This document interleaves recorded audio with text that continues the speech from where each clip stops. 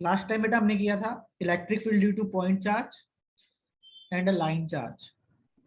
आज हमें करना है सिलेंडर और सफियर के लिए। तो लास्ट टाइम मैंने आपको बताया था एक डिफरेंस बिटवीन कि अगर वो कंडक्टिंग लिखा हुआ है या फिर इंसुलेटिंग लिखा हुआ है। तो आपने जब भी ये क्वेश्चन आएगा तो वर्डिंग में थोड़ा ध्यान रखना है।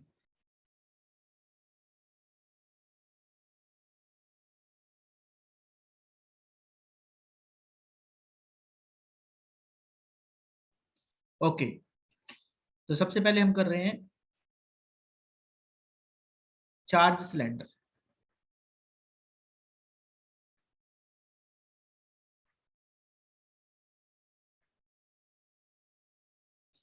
चार्ज सिलेंडर की वजह से इलेक्ट्रिक फील्ड का जो फॉर्मूला है वो क्या होगा।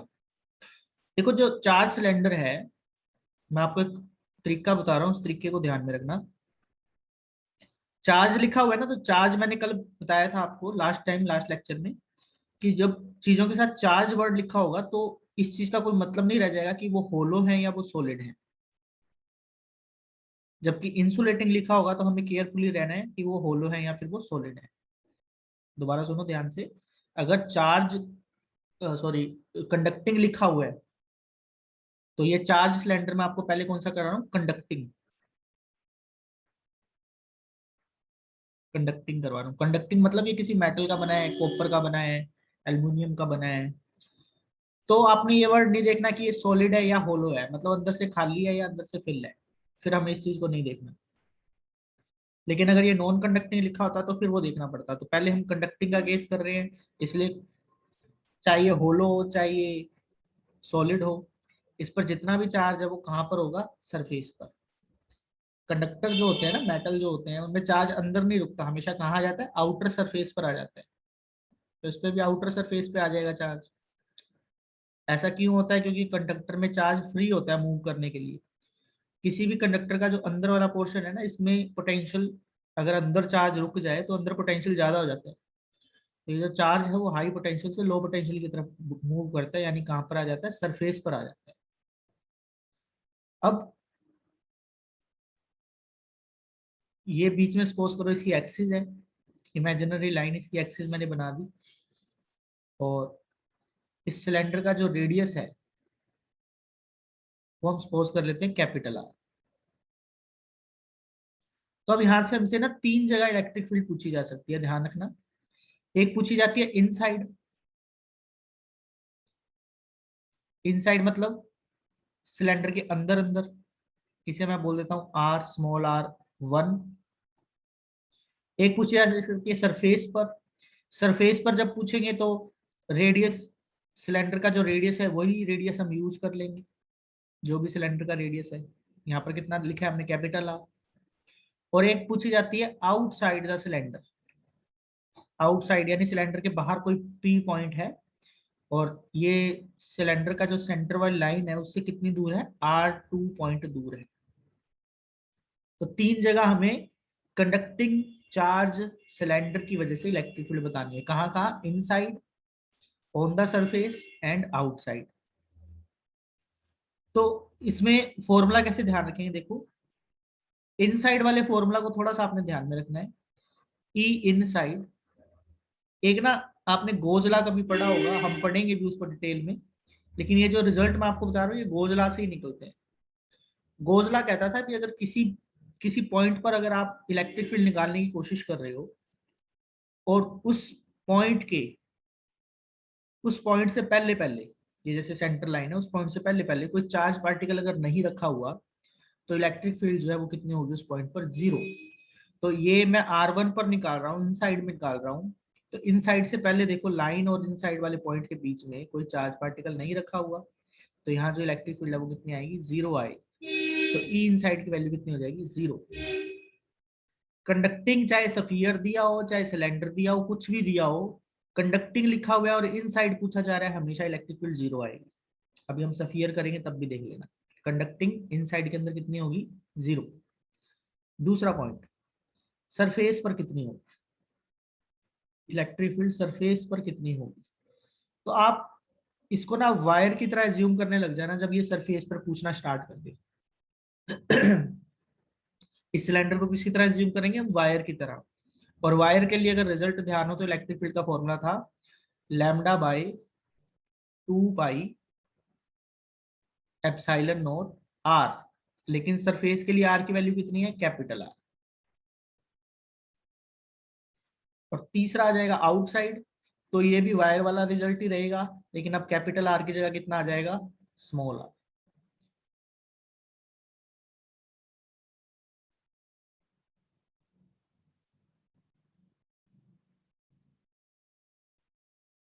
तो ये तीन रिजल्ट हैं जो आपसे एग्जाम में ना डायरेक्ट पूछे जा सकते हैं। इनसाइड जीरो होगी कंडक्टिंग में, क्योंकि अंदर कोई चार्ज नहीं है। सरफेस पर जो वैल्यू हमने निकालनी है वो वैसे ही निकालनी है जैसा हम एक वायर के लिए निकालते हैं। अब सरफेस के लिए एक रेडियस की वैल्यू कैपिटल आर है, तो यहाँ कैपिटल आर यूज कर लिया। अगर एग्जाम में आपको यहाँ पर ए लिखा हुआ मिल जाएगा रेडियस, तो हम ए लिख देंगे यहाँ। और आउटसाइड के लिए कैपिटल आर की जगह कितना लिख दिया, स्मॉल आर, क्योंकि आउटसाइड में फिर रेडियस चेंज होता जाएगा। तो आपने यहाँ से एक चीज नोट करनी है कि यहाँ पर जो इलेक्ट्रिक फील्ड आउटसाइड है, आउटसाइड एक कंडक्टिंग सफियर के लिए, वो किस पे डिपेंड कर रही है, 1/r पर। ठीक है, ये चीज आपने ध्यान में रखनी है। अब एक चीज और ध्यान में रखना कि इन साइड में चार्ज कंडक्टिंग सफियर के इन साइड में इलेक्ट्रिक फील्ड जीरो है, लेकिन इसका मतलब ये नहीं है कि इसके अंदर पोटेंशियल जीरो होगा। तो ये भी ध्यान में रखना कि V inside potential zero नहीं होगा। कितना होगा वो ध्यान रखने की जरूरत नहीं है, उसकी वैल्यू, अगर कोई इंटरेस्टेड है तो मैं बता देता हूँ, इसकी वैल्यू होगी वी इन साइड की minus lambda by 2 pi epsilon not natural log of R plus any constant सी।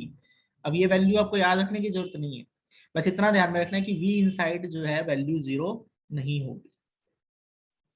तो ये तीन रिजल्ट जो है आपने ध्यान में रखना।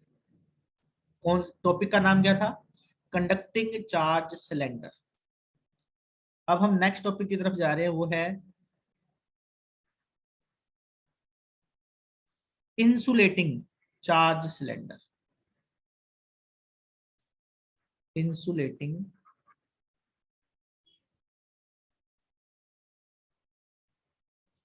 Charge cylinder.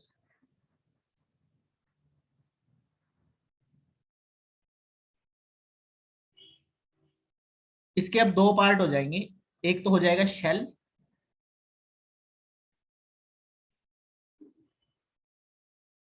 एक तो होगा सॉलिड सिलेंडर, सॉलिड इंसुलेटिंग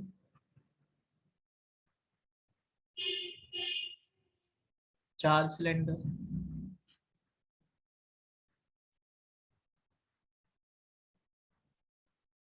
और दूसरा हो जाएगा insulating spherical shell. Insulating spherical, sorry insulating cylinder है ना, insulating cylindrical charge cylindrical shell.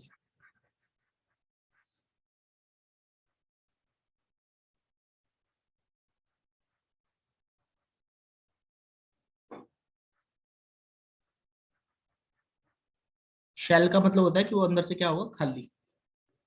एक तो है सॉलिड जो अंदर से भी फिल है, और एक है शेल यानी अंदर से है खाली।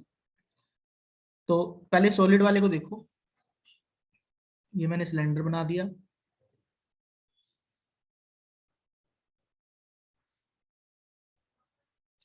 अब ये इंसुलेटिंग है और सॉलिड है, तो इसका मतलब ये होगा कि ये अंदर से भी फिल होगा और इसके अंदर भी चार्ज पार्टिकल होंगे, सिर्फ सरफेस सरफेस पर नहीं होंगे। ऐसा क्यों है, क्योंकि एक सॉलिड इंसुलेटिंग मटेरियल चार्ज को पकड़ के रखता है, उसको फ्री नहीं छोड़ता। तो उसने अंदर भी चार्ज को क्या कर रखा होगा, पकड़ के रख रखा होगा, तो अंदर भी चार्ज एग्जिस्ट करेगा। अब ये चार्ज मूव नहीं कर सकता, इसलिए ये सारा चार्ज सरफेस पर नहीं आ पाएगा। तो जो चार्ज अंदर है वो अंदर ही रहेगा, जो चार्ज सरफेस पर है वो सरफेस पर ही रहेगा। ऐसा क्यों है, क्योंकि ये है इंसुलेटिंग, इंसुलेटर का बना हुआ, जैसे वुड का, प्लास्टिक का। केस इसमें भी तीन ही है। पहला है इनसाइड निकालो। अब इनसाइड का मतलब आप समझिए क्या होगा, रेडियस से कम वैल्यू पर।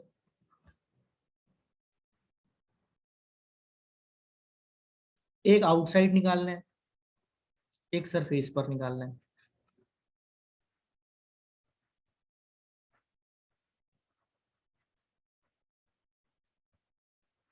देखो ये लास्ट वाले जो दो फॉर्मूला है ना, ये तो एग्जैक्ट वैसे ही हैं जैसे हमने पीछे किए। देखो ई सरफेस और ई आउटसाइड जो हमने पीछे किए हैं, ये बिल्कुल सेम ही है।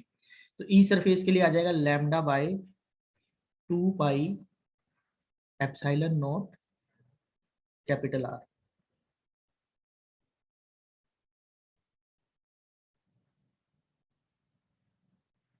और आउटसाइड के लिए आ जाएगा lambda by 2 pi epsilon not small r. Small r मतलब समझ गए, बाहर कोई डिस्टेंस होगी, कैपिटल आर मतलब इसका जो रेडियस है। सरफेस पर चेक करेंगे तो हम सेंटर से कितनी दूर होंगे, आर डिस्टेंस दूर होंगे। इनसाइड के लिए आप थोड़ा सा ध्यान रखोगे, इसकी वैल्यू होगी lambda r by 2 pi epsilon not capital r square. वैसे तो देखो इसकी डेरिवेशन भी है, वो डेरिवेशन अगर चाहो तो मैं करवा भी सकता हूँ, लेकिन डेरिवेशन से ना कोई फायदा नहीं होगा आपको, क्योंकि रिजल्ट को तो फिर भी आपने ध्यान रखना ही पड़ेगा एग्जाम के लिए। तो नीचे वाले दो रिजल्ट तो सेम है जैसे कंडक्टिंग स्फीयर के थे। अंदर वाला उसमें जीरो था, इसमें कितना है lambda r by 2 pi epsilon not capital r square. तो यहाँ पर केयरफुल ये रहना है कि जब आपसे पूछ ले सॉलिड इंसुलेटिंग चार्ज सिलेंडर में इलेक्ट्रिक फील्ड इनसाइड कैसे वेरी करती है, इनसाइड, तो इनसाइड कैसे वेरी करती है, डायरेक्टली प्रोपोर्शनल टू आर। देखो आर ऊपर आ रहा है, ये कैपिटल आर तो रेडियस का है, ये तो एक फिक्स वैल्यू है। कैपिटल आर स्मॉल आर पर चेक करते हैं। और आउटसाइड कैसे वेरी कर रही है, 1/r। तो डिपेंडेंस भी पूछ सकते हैं, फॉर्मूला भी पूछ सकते हैं। और बात करें न्यूमेरिकल की तो आ सकता है, लेकिन आपके एग्जाम में चांसेस कम है न्यूमेरिकल आने के। अब इंसुलेटिंग चार्ज सिलेंड्रिकल शेल का क्या करें। इसके सारे रिजल्ट वैसे ही हैं जैसे कंडक्टिंग के थे। रिजल्ट्स आर सेम एज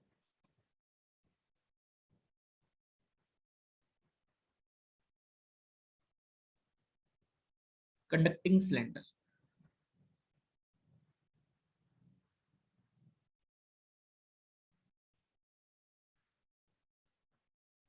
मतलब इनसाइड जीरो होगी,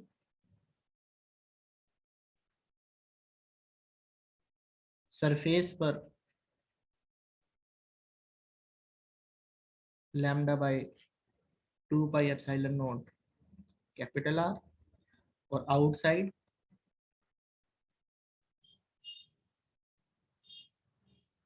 lambda by 2 pi epsilon not small R. तो देखो टॉपिक हो गए तीन, लेकिन फॉर्मूला कितने ध्यान रखने हैं, सिर्फ ही गिनती के तीन फॉर्मूला ध्यान में रखने हैं। ये लास्ट वाले दो फॉर्मूला, यही लास्ट वाले दो फॉर्मूला सॉलिड इंसुलेटिंग के लिए लगेंगे और सॉलिड सफेरिकल इंसुलेटिंग शेल के लिए लगेंगे। इंसुलेटिंग सफेरिकल शेल के लिए भी दोनों सेम है, यानी दो लास्ट वाले दोनों फॉर्मूला तो सेम है। ऊपर वाला फॉर्मूला सिर्फ इसके लिए अलग है, insulating solid insulating charge cylinder के लिए, बाकी दोनों के लिए तो वैल्यू जीरो है।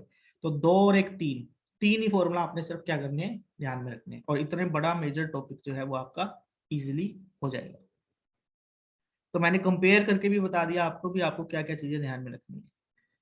अब सिलेंडर से रिलेटेड कोई भी अगर आपका क्वेश्चन आता है तो उसकी डिपेंडेंस पर आ जाए, चाहे उसका फॉर्मूला आ जाए, और अगर इसका न्यूमेरिकल आ जाएगा तो जस्ट वैल्यू पुट करके इसका न्यूमेरिकल भी हो सकता है। नेक्स्ट टॉपिक हम कर रहे हैं सफियर के लिए, चार्ज सफियर के लिए। तो सबसे पहले मैं आपको करा रहा हूं conducting charge sphere. Conducting charge sphere.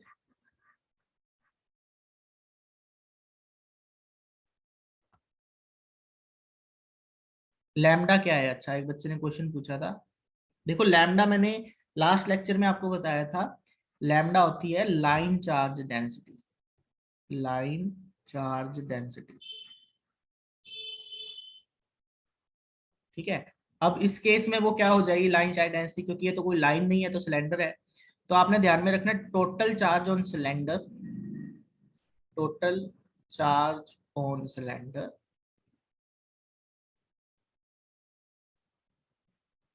Divide by length of the cylinder, length of the cylinder.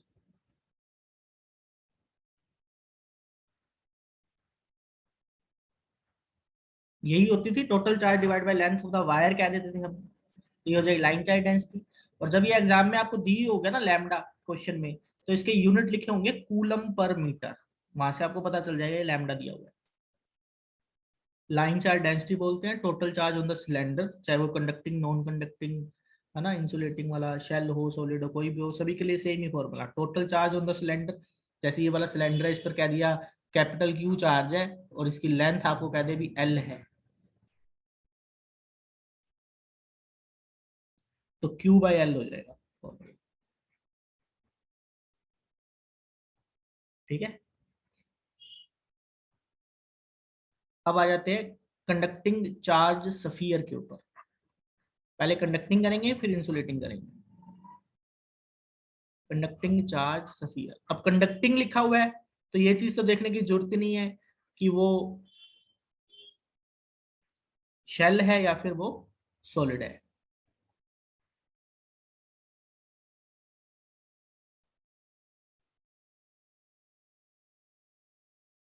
तो ये मैंने सफियर बना दिया।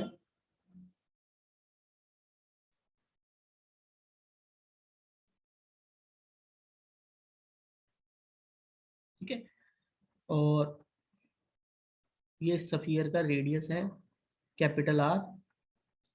हमें तीन जगह चेक करना है इसे, वैसे ही कैपिटल आर इसका रेडियस हो गया, और इस पर चार्ज है, कंडक्टिंग है तो सारा चार्ज कहाँ पर आ जाएगा, सरफेस पर आ जाएगा। अब चाहे कंडक्टिंग शेल नाम बोल दे चाहे सॉलिड कंडक्टिंग बोल दे, मेरे को पता है चार्ज तो ऊपर ऊपर ही होगा, अंदर नहीं होगा।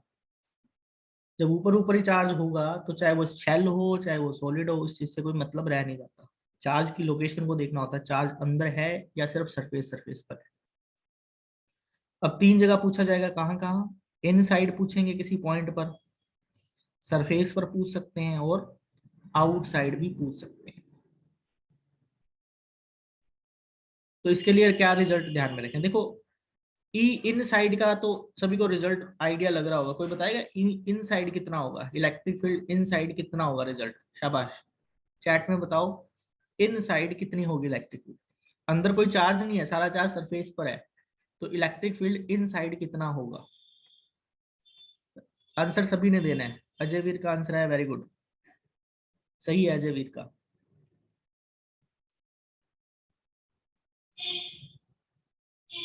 0 से। चैट में बताना है कितना होगा, जो मैसेज है ना उसमें मैसेज में लिख के बताओ कितना होगा ई इन साइड। अवरीन का भी सही आया है।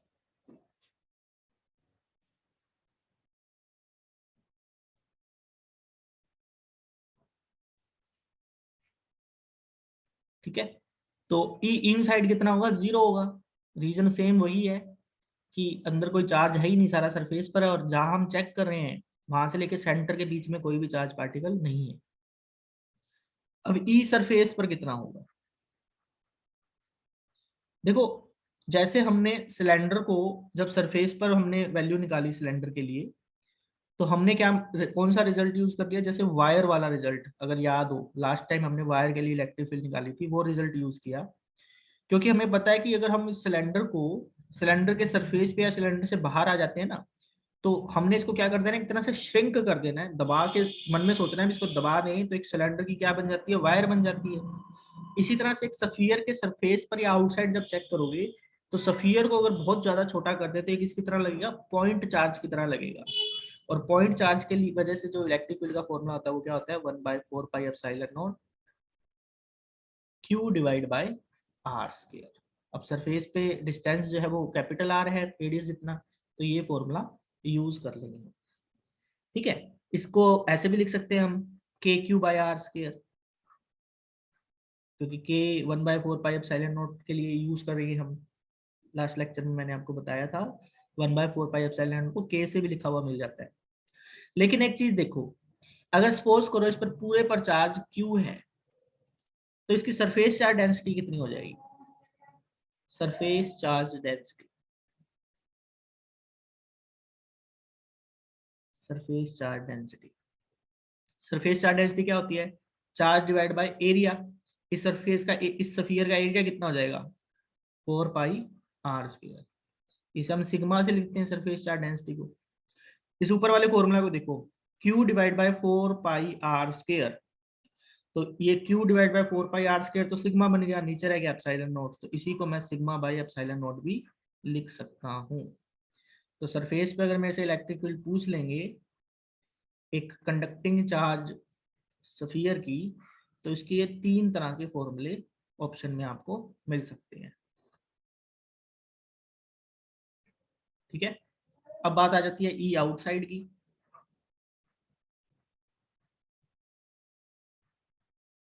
तो ई आउटसाइड के लिए, जैसा सिलेंडर के लिए बस जो ये वाला फॉर्मूला था, इसमें कैपिटल आर के लिए हमने स्मॉल आर रिप्लेस कर दिया था, यहाँ भी स्मॉल आर रिप्लेस कर देंगे, ये आ जाएगा 1/4π epsilon not small are square, ऊपर आ जाएगा क्यू, या फिर इसे K Q by small are square भी लिख सकते हैं। या फिर एक चीज देखो, मैं कैपिटल आर स्क्वायर से मल्टीप्लाई कर देता हूँ, कैपिटल आर स्क्वायर से डिवाइड कर देता हूँ, कोई फर्क तो पड़ेगा नहीं। तो ये बन जाएगा sigma capital r square divide by small are square. Sigma में कन्वर्ट करने के लिए कैपिटल आर स्क्वायर से मल्टीप्लाई, कैपिटल आर स्क्वायर से डिवाइड। जो डिवाइड वाला था वो तो सिग्मा बना देगा, ऊपर वाला एज इट इज रह जाएगा। तो ये हो गया आउटसाइड का formula. Inside, outside and surface. तो कोई इनसाइड वाला तो कंडक्टिंग के लिए ध्यान रहेगा 0, सरफेस और आउटसाइड। लेकिन सिलेंडर के लिए हमने पोटेंशियल नहीं किए थे बेटा, लेकिन इनके लिए ना हमें पोटेंशियल भी करने हैं सफियर के लिए, और सफियर के लिए पोटेंशियल मेनली बड़ा ही इंपॉर्टेंट है। तो चार्ज कंडक्टिंग के लिए अभी हमने क्या किया है, सिर्फ इलेक्ट्रिक फील्ड किया, पोटेंशियल भी करने हैं। पोटेंशियल चाहो तो इसके साथ साथ में लिखवा देता हूं मैं, V inside potential 1/4π epsilon not, जैसे पॉइंट चार्ज की वजह से होता है वही आएगा, Q डिवाइड बाय R, या फिर इसे KQ/R भी बोल सकते हैं।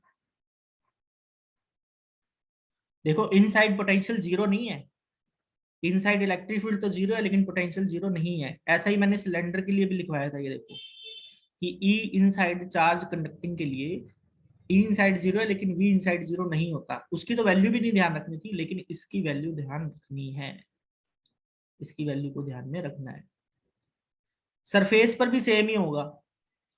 तो अगर आप V सरफेस, सर हाँ जी बोलो। सर आउटसाइड वाले ਦੇ ਵਿੱਚ ਨੀਚੇ एप्सिलॉन नहीं आऊगा, एप्सिलॉन नॉट। कहाँ पर? इसमें हाँ हाँ जी एप्सिलॉन नॉट आएगा, सॉरी बाय मिस्टेक ना रह गया, एप्सिलॉन नॉट आएगा, क्योंकि वो तो 4πr² बना देगा ना सिग्मा, तो एप्सिलॉन नॉट तो रहेगा। ठीक है, वेरी गुड, अवेयर होना चाहिए सभी स्टूडेंट्स को, ऐसा नहीं जो चीज मैं लिख रहा हूँ वो मान ली, लिखने में मेरे से भी हो सकती है गलती। वी सरफेस अगर पूछ ले तो बेटा सेम ही आएगा, कितना आएगा? KQ/R, capital R. तो आप क्या देख रहे हो, एक कंडक्टिंग चार्ज स्फीयर के लिए जितना पोटेंशियल सेंटर पर या अंदर होगा, इनसाइड जितना होगा उतना ही किस पर होगा? सरफेस पर होगा।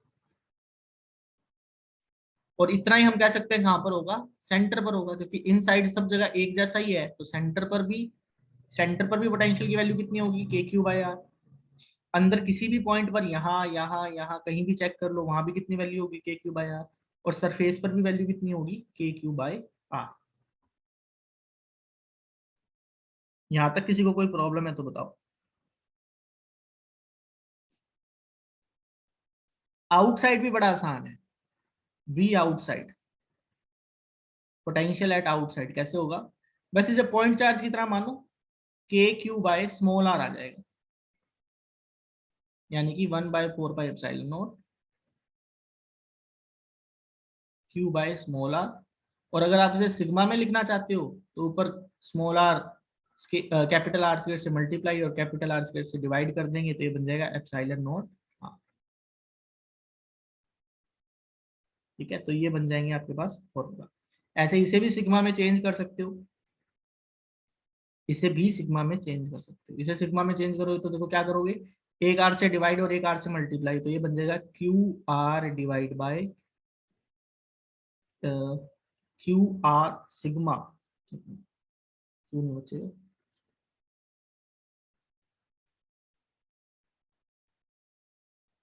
इसको भी सही करना है, ये बनेगा,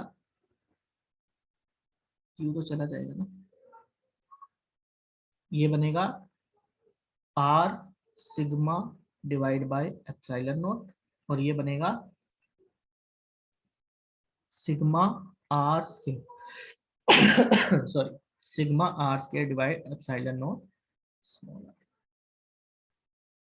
बस इसे 4 पाई, नीचे आर स्क्वायर नहीं है तो आर स्क्वायर से मल्टीप्लाई, आर स्क्वायर से डिवाइड कर दिया, q by 4 pi capital r square ने सिग्मा बना दिया, ऊपर वाला आर स्क्वायर एज इट रह गया, नीचे वाला स्मॉल आर एज इट रह गया।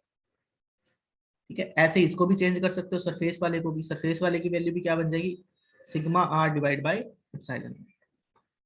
तो ये जितने भी रिजल्ट मैंने यहाँ पर लिखे हैं इलेक्ट्रिक फील्ड और पोटेंशियल की, ये एग्जाम में ना एज इट ही पूछे जाते हैं डायरेक्ट, कोई चेंज नहीं होता इनमें। सिग्मा में भी पूछे जा सकते हैं, क्यू की फॉर्म में भी पूछे जा सकते हैं, और बड़ी बात कि ये भी ध्यान में रखना चाहिए भी ये चार्ज पार्टिकल इनसाइड आउटसाइड और सरफेस पर इनकी वैल्यू कितनी कितनी होगी। और क्या ध्यान में रखना है आपने, और एग्जामिनर क्या पूछ सकता है आपसे, डिपेंडेंस पूछ सकता है। तो इनसाइड और सरफेस पे तो स्मॉल आर पे कोई डिपेंडेंस ही नहीं है, आउटसाइड पर अगर देखो तो 1/r स्क्वायर पर डिपेंडेंस है, और पोटेंशियल की डिपेंडेंस 1/r पर है। तो इसी तरह से ना हर टॉपिक को डीपली एनालाइज करना होता है अपने को, तभी अपने जाके सारे क्वेश्चन सही होते हैं। अगर कोई स्टूडेंट डीपली एनालाइज नहीं करता, सिर्फ ऊपर ऊपर से पढ़ लेता है या सोचता है भी इनको याद रख लूं, है ना, फिर नहीं हो पाएगा, याद कितना रख लोगे आप। तो ये था कंडक्टिंग चार्ज सफियर। अब नेक्स्ट मैं आपको करवा रहा हूँ इंसुलेटिंग सफियर। और इंसुलेटिंग सफियर में एक लाइन तो आप सभी ये लिख लेना कि इंसुलेटिंग स्फेरिकल शेल आ गया। अब मैं करवा रहा हूँ आपको इंसुलेटिंग, इंसुलेटिंग को ना नॉन कंडक्टिंग भी बोल सकते हैं, non conducting,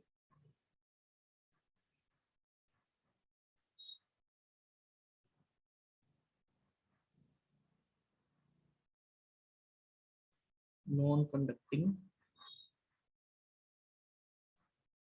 charge sphere.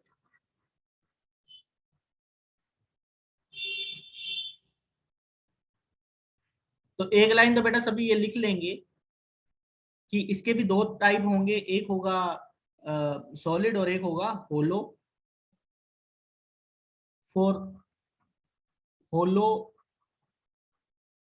Sphere, hollow insulating sphere,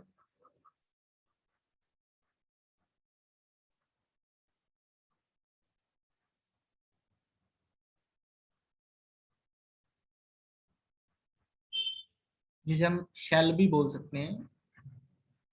results जो हैं बिल्कुल सेम होंगे इलेक्ट्रिक फील्ड और पोटेंशियल के, जैसे रिजल्ट किसके थे, जैसे रिजल्ट थे कंडक्टिंग सफियर के। तो results of E electric field and potential V are same as that of charge conducting sphere.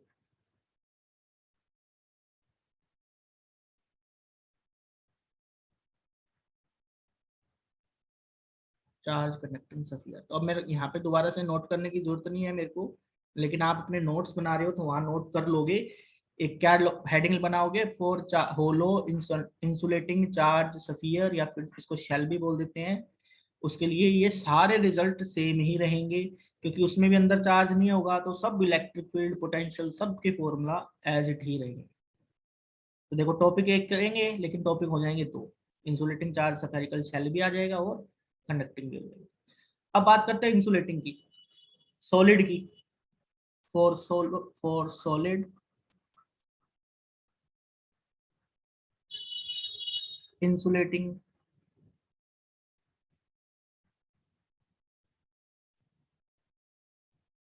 Charge sphere. तो इसके लिए भी अब आपको एक चीज समझ लेनी है कि लास्ट वाले दो रिजल्ट तो बिल्कुल सेम ही रहेंगे पीछे वाले की तरह, यानी कि ई सरफेस के लिए इलेक्ट्रिक फील्ड और पोटेंशियल, ई आउटसाइड के लिए इलेक्ट्रिक फील्ड और पोटेंशियल, दोनों की वैल्यू सॉलिड के लिए भी सेम रहेगी, सिर्फ चेंज किस में आएगा, इन साइड वाली इलेक्ट्रिक फील्ड में आएगा। तो इसमें ई इन साइड कितना होगा, आप इसके ई इन साइड की वैल्यू को सिंपली याद रखोगे। थोड़ा सा ना उस पर डिपेंडेंस भी पूछ लेते हैं। पहले इसका एग्जैक्ट फॉर्मूला लिख लेते हैं। इसका एग्जैक्ट फॉर्मूला बनेगा 1/4πε0 कैपिटल क्यू जो उस पर चार्ज था, स्मॉल आर जो अंदर वाली डिस्टेंस है, divide by capital R.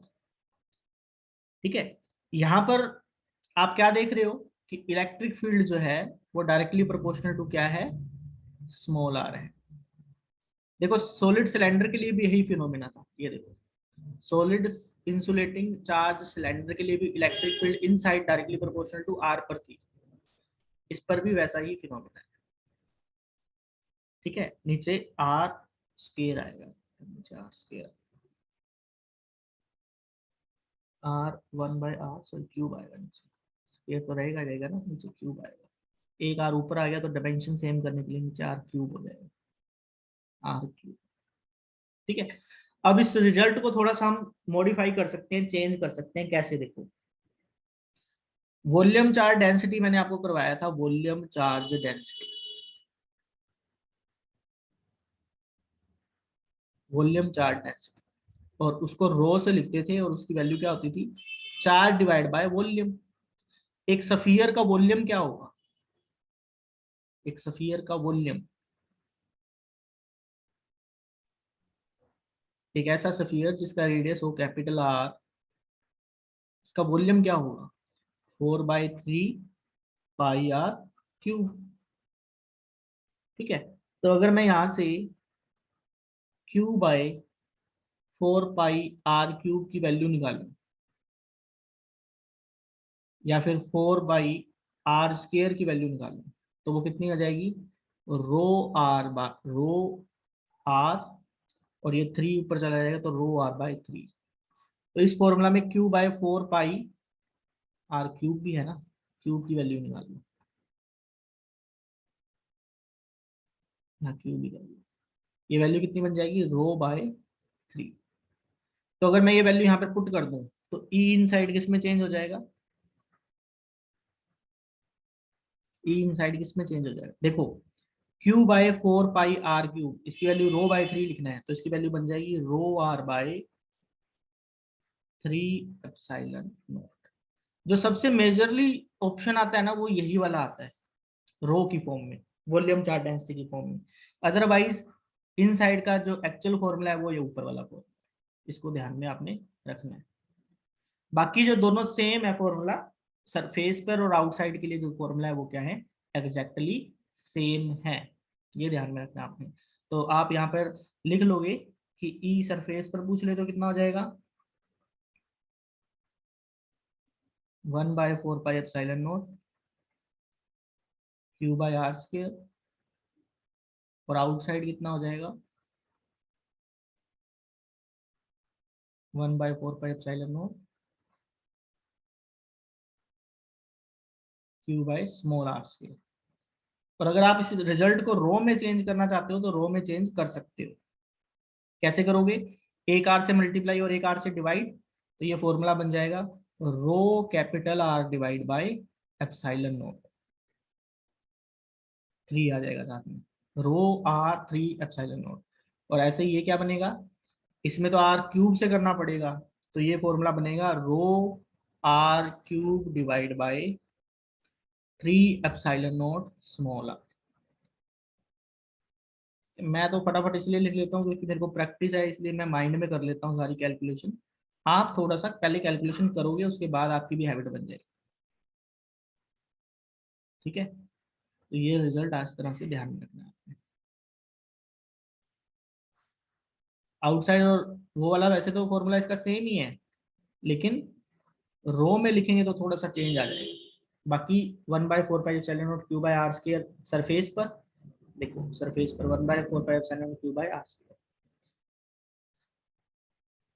Solid है इसलिए यहाँ पर सिग्मा नहीं यूज कर सकते हम, सिग्मा सरफेस चार्ज डेंसिटी होती है जिनका सिर्फ सरफेस सरफेस होता है, इसलिए हम यहाँ पे रो को यूज करेंगे, सिग्मा को यूज नहीं करेंगे।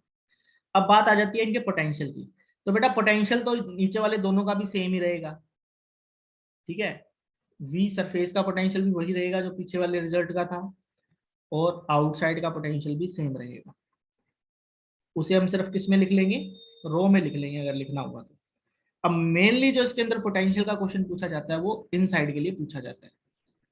तो वी इनसाइड का क्या फॉर्मूला होगा, इनसाइड पोटेंशियल एट इनसाइड, किसके लिए, सॉलिड चार्ज इंसुलेटिंग स्फीयर के लिए।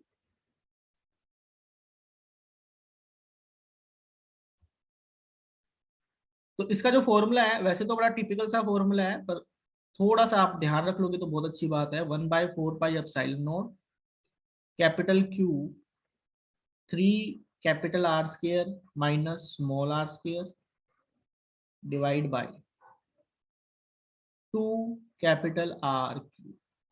और इसको अगर रो में लिखना चाहें तो इसे लिखेंगे हम, रो में आप समझ गए ना, 4/3 जो 3 से मल्टीप्लाई 3 से डिवाइड कर देंगे तो ये बन जाएगा rho 3r² minus small r² divide by 6ε। ये बेटा इनसाइड पोटेंशियल का फॉर्मूला है। ये बनता तो डेरिवेशन से है लेकिन हमने डेरिवेशन करनी नहीं। आपका काम आसान कैसे हो जाएगा, आपको जब ऑप्शन में ये मिलेगा ना क्वेश्चन, तो आपने ना यहाँ पर बस एक काम करके देखना है, नोट करना है एक चीज आपने, कि आप क्या करोगे, पुट करके देख लेना, put small r is equal to capital R। और जब आप small r is equal to capital R put करोगे तो ये देख लेना कि जो v इनसाइड का फॉर्मूला है वो किसके बराबर आ जाना चाहिए, v इनसाइड का जो फॉर्मूला है वो किसके बराबर आ जाना चाहिए, वो सरफेस के बराबर आ जाना चाहिए। जो भी ऑप्शन में ऐसा फुलफिल होगा, आप देखो यहाँ पे कैपिटल R को स्मॉल r के बराबर पुट करोगे तो ऊपर 2r², नीचे 2r³, 2r² से 2r³ करोगे, नीचे r बच जाएगा। तो कितना फॉर्मूला बन जाएगा ये, 1/4πε0 क्यू बाय आर। सरफेस पर यही था, देख लो, वी सरफेस पर KQ/R 1/4πε0 Q/R। तो जो ऑप्शन आपको ये रिजल्ट देगी जिसमें आप स्मॉल r को कैपिटल R पुट कर दोगे वही आंसर सही होगा। इस तरह से भी ध्यान में रख सकते हो, फॉर्मूला को भी ध्यान में रख सकते हो। अब इसमें एक और चीज, अब ये क्लास ऑफ हो जाएगी, दोबारा से रीज्वाइन कर लेना फटाफट क्लास को। उसके बाद मैं वी सेंटर पे और बताता हूँ आपको क्या होगा, और ये भी बड़ा इंपॉर्टेंट है, सेंटर पर, इसके सेंटर पर अलग वैल्यू आएगी। सॉलिड इंसुलेटिंग के इनसाइड में पोटेंशियल की वैल्यू अलग आएगी और सेंटर पर अलग आएगी, ठीक है। और उस पर बड़ा क्वेश्चन पूछा जाता है कि सरफेस पर इनसाइड या सेंटर पर क्या रिलेशन है। अगर ये और सेंटर पर